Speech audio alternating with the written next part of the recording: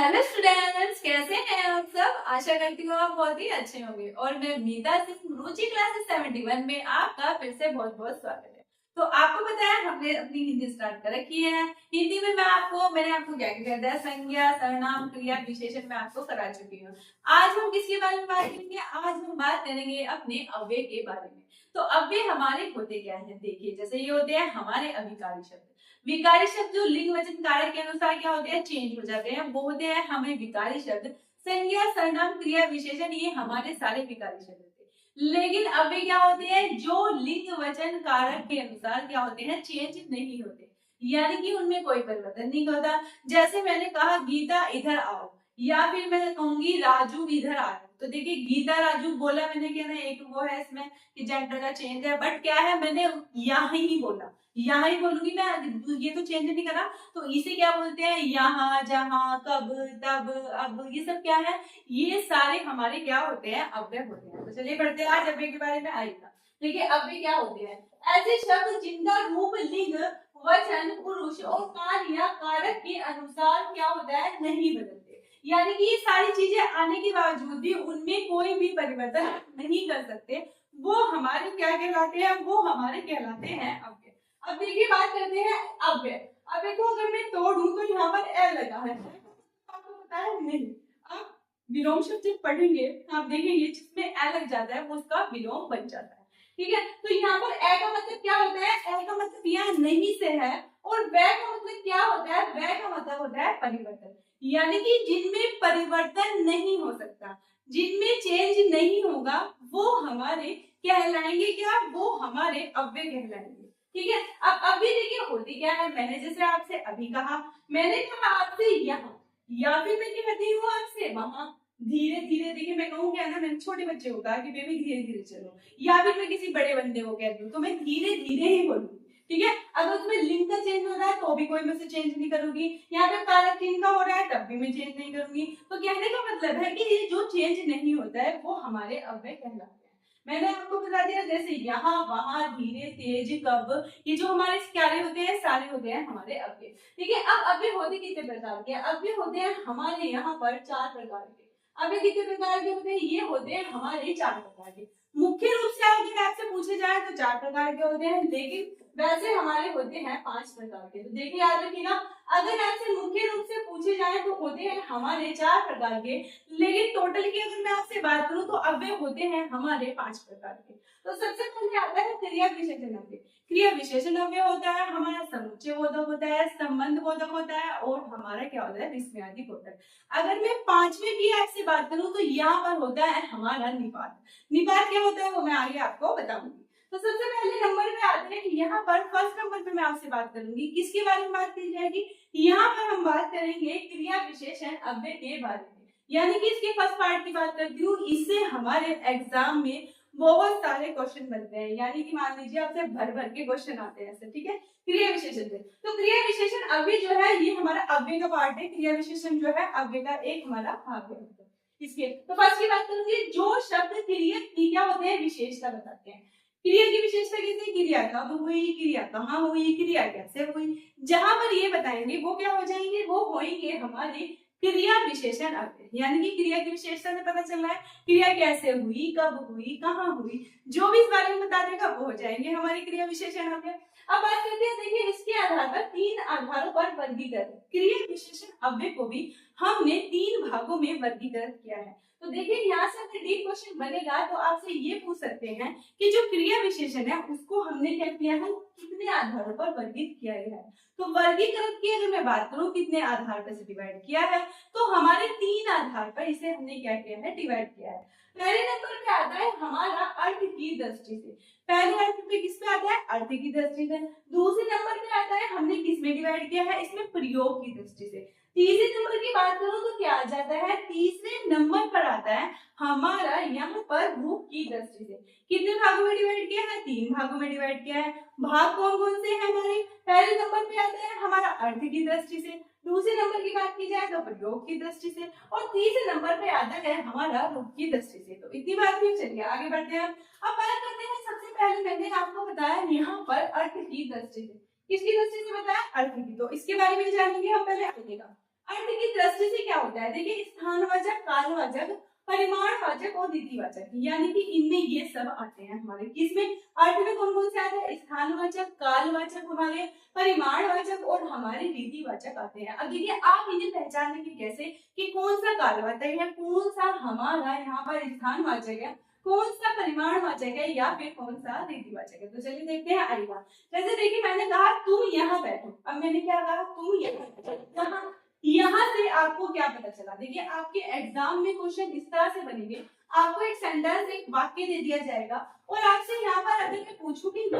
यहाँ क्या, तो यहाँ पर आपको पता है अभी है, मैंने आपको बताया यहाँ वहाँ इधर उधर सारे, बट वो आपसे इतना सिंपल नहीं पूछेगा, आपसे भी यहाँ पर पूछेगा इसमें जो अव्यय है वो कौन से वाला है, यानी कि स्थानवाचक, कालवाचक, यहाँ की बात करिए। यहाँ का मतलब मैं किसके बारे में बात करूँ कि स्थान के बारे में, यहाँ बैठो, जैसे आपसे मैंने कहा यहाँ बैठो, इधर आओ, तो स्थान की बात कर रही हूँ, यहाँ वहाँ इधर उधर जिसके बारे में, तो यहाँ पर किसके बारे में, कौन से वाला, अर्थ की दृष्टि से हमारा कौन सा हो गया, यहाँ पर हो जाता है हमारा स्थानवाचक, ठीक है, स्थानवाचक हो जाता है। अब मैंने कहा मैं आज ही आया, ठीक है, अगर हमें कोई बता रहा है ना मैं आज ही आया हूँ, कहीं से भी कोई खुद गया होगा तो आज ही आया हूँ, तो आज से आपको क्या पता चल रहा है, आज से आपको क्या पता चल रहा है कि हमने क्या बात करी, काल की, मतलब कब आया, आज, कल, तब, मतलब 2 घंटे बाद या कितना, तो हमारे क्या पता चल रहा है, इससे हमें पता चल रहा है कालवाचक कि कब आया है वो। अब बात करते हैं यहाँ पर, देखिए परिमाणवाचक, इसका जो मैंने परिमाणवाचक लिखा है ना, इसमें कैसे आएगा, जैसे मैंने आपको परिमाण से पता चलता है कि कितना, मतलब अगर आपको कहीं ये बताया जाए कि कितना, क्या पता चले उससे, देखिए कैसे एग्जाम्पल की, कुछ जानते हैं, हम बहुत थक गए हैं। अब मैंने आपसे पूछा, जैसे कोई गया भाई मैं थक गया, जैसे आप कहीं आए, मार्केट से आए या फिर कुछ सामान लेके आए, मैंने थक गया, मैंने पूछा कितना थक गए, तो आपने कहा बहुत थक गए। तो अगर इसका आप मुझे ये बता दें, जहां पर किसी चीज को नाप तोलने की बात की जाती है ना, वहां पर हम परिमाण की बात करते हैं। अब आपने कहा मैं थक गया, तो मैंने पूछा कितना, तो आपने कहा बहुत, तो इसका मतलब आपने मुझे ये बताया कि भाई मैं ऐसे भी कह सकते हैं कि नहीं ज्यादा नहीं था, ऐसे थोड़ा बहुत, तो आपने कहा बहुत, तो यहाँ पर आपने कितना बता दिया, तो वहां पर क्या हो जाएगा, वहां पर हमारा हो जाएगा परिमाणवाचक, ठीक है, परिमाणवाचक यहाँ पर क्या हो जाएगा, हमारा इसका अवयव हो जाएगा। तो देखिए थोड़ा सा यहाँ पर डीपली ही क्वेश्चन बनता है, हमारे से इतना इजी नहीं पूछता, बस आपको ये ध्यान करना है कि यहाँ पर किस बारे में बात हो रही है और क्या हमारे से पूछ रहा है, इतने ही बात करते हैं। जैसे यहाँ पर मैंने लिखा है वो अत्यधिक बोलता है, ठीक है, वो अत्यधिक बोलता है, तो यहाँ पर कितना एकदम पता चल गया कितना बोलता है, जहां पर देखिए आप क्वेश्चन करेंगे और आपको कितना करके क्वेश्चन करेंगे ना, उसका मतलब वहां पर परिमाणवाचक है कितना, जैसे मैंने कहा थक गया तो कितना लगा, बहुत थक गया, तो ये पता चल गया हमें। अब मैंने क्वेश्चन किया वो अत्यधिक, क्या है, वो अत्यधिक बोलता है, तो कितना बोलते हैं, ऐसा भी होते हैं बच्चे कम बोलते हैं, ठीक है, लेकिन मैंने आपको मात्रा बताई कि क्या बोलता है, अत्यधिक बोलता है, यानी कि जरूरत से ज्यादा बोलता है, तो यहाँ पर हो जाएगा हमारा परिमाणवाचक, क्या हो जाएगा, परिमाणवाचक हो गया। अब देखिए रीतिवाचक क्या होता है, ये सारे हमारे अर्थ की दृष्टि से, अब बहुत ज्यादा डीप क्वेश्चन बनेगा तब आपसे ये पूछा जाएगा कि हमारे किस में आता है, तो ये हमारे अर्थ की दृष्टि से जो हमने डिवाइड किया है, तो उसमें ये हमारे आते हैं। बात करते हैं रीतिवाचक क्या होता है, देखिए रीतिवाचक में कैसे कोई काम आप कर रहे हैं तो वो कैसे कर रहे हैं, जहां पर आप क्वेश्चन करेंगे और आपको ये आंसर मिलेगा कि काम कैसे हुआ हमारा, तो वहां पर हमारा होता है रीतिवाचक। तो कैसे, इसका वर्ड आप याद रखिएगा, कैसे, अगर आपको कैसे, जहां पर कितने की बात हो जाए वो हो जाएगा हमारा यहाँ पर परिमाणवाचक, परिमाणवाचक में कितना आएगा और रीतिवाचक में हमारा कैसे आएगा। अब देखिएगा वो धीरे धीरे चलता है, तो यहाँ पर मैंने पूछा है कैसे चलता है, तो वो बता रहा है हमें कि धीरे धीरे चलता है, तो कैसे क्वेश्चन किया तब पता चला ना कैसे चलता है, तो वहां पर हो जाएगा हमारा रीतिवाचक अवयव हो जाएगा। अब देखिए जैसे काम कैसे हुआ इसके बारे में पता, रीति में इसमें पता चलता है काम जो हुआ आपने जल्दी करा, स्लो करा, कैसे किया, तो इस बारे में हमें रीतिवाचक में पता चलता है कि कार्य हुआ कैसे है। अब बात करते हैं स्थानवाचक। स्थानवाचक जैसे कि मैंने कहा मम्मी बाहर गई है, स्थान का मतलब बाहर गई है, हमें पता चला गया अंदर गई है, बाहर गई है, ऊपर गई है, नीचे गई है, तो जहां से आपको इस तरह का पता चले वहां पर हमारा हो जाता है स्थानवाचक, यानी कि स्थान के बारे में पता। कहाँ अगर पूछा जाए मम्मी कहाँ गई है, कहाँ से आप पता चला लगाएंगे क्या नहीं कौन से वाला। अब मैंने बता दिया कि बाहर गई है, तो यानी कि हमें स्थान के बारे में आपको बताना चाहते हैं।